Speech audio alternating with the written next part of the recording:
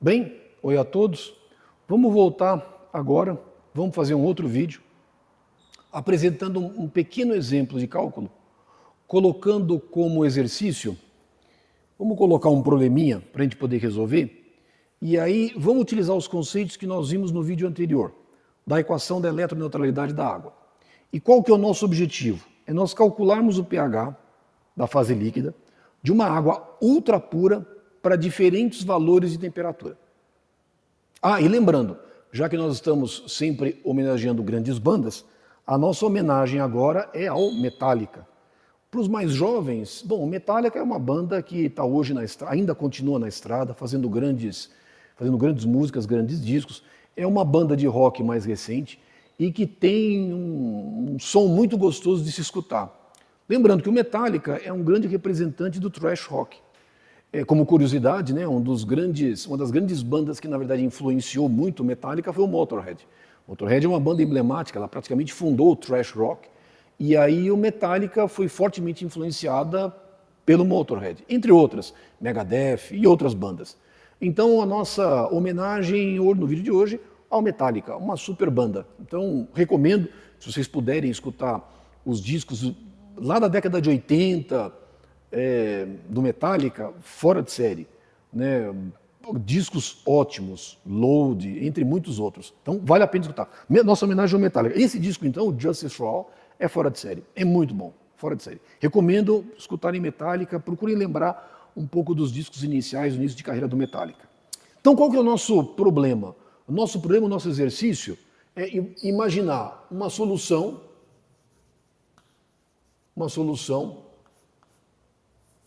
pura. O que significa isso? Somente água.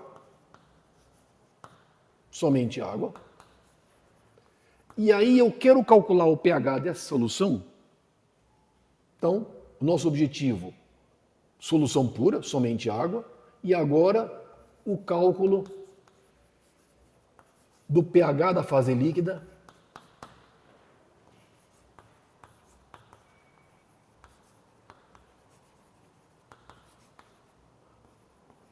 em função da temperatura.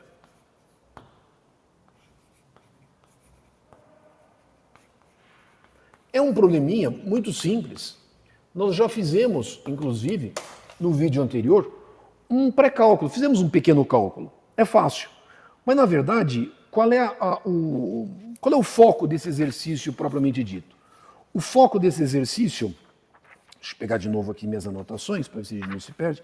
O foco desse exercício é, na verdade, a gente ter uma certa familiaridade, como é que eu consigo trabalhar com o conceito de KW, PKW, temperatura.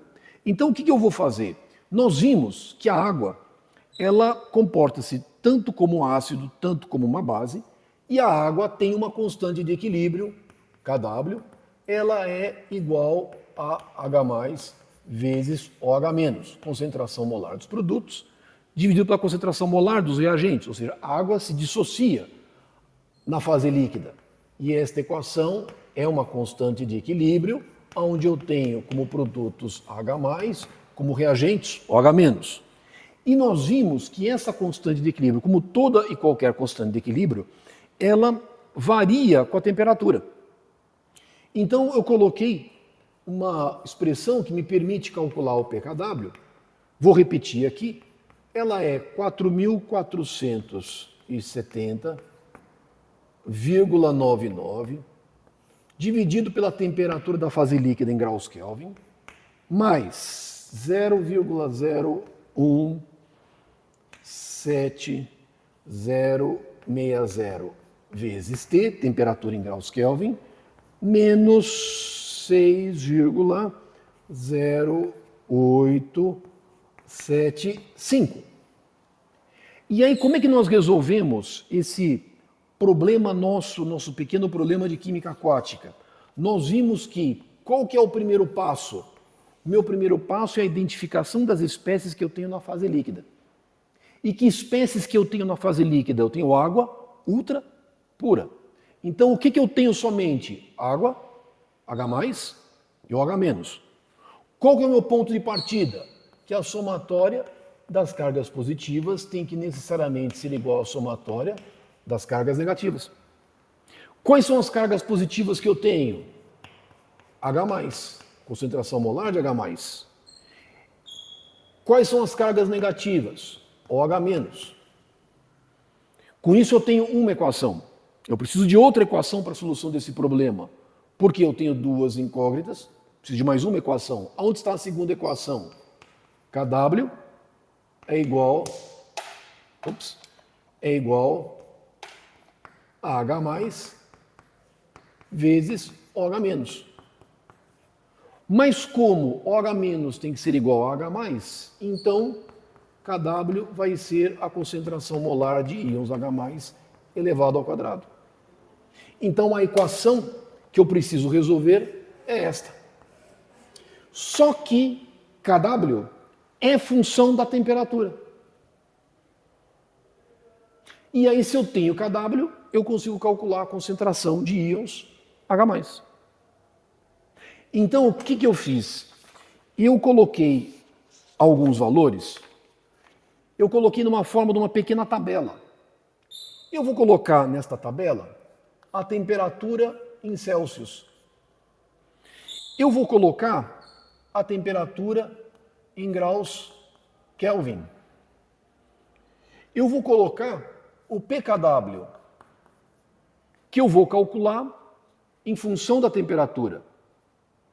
E aqui eu vou calcular o pH. Então eu vou colocar alguns valores de temperatura. 5 graus Celsius, 10, 15, 20 graus Celsius, 25 graus Celsius, 30 graus Celsius. E eu vou colocar os meus respectivos valores calculados. Qual que é o objetivo desse exercício? É mostrar que, na verdade, o pH da fase líquida, para águas ultrapuras, ela é igual a 7 somente para a temperatura igual a 25 graus Celsius. Temperatura em Celsius. Eu preciso, para utilizar essa expressão, calcular a temperatura em graus Kelvin. Lembra a relação? A temperatura em graus Kelvin é igual a 273,15 mais a temperatura expressa em graus Celsius. Então eu consigo facilmente calcular a temperatura em graus Kelvin. Isso aqui vai ser 278,15, 283,15, 288,15,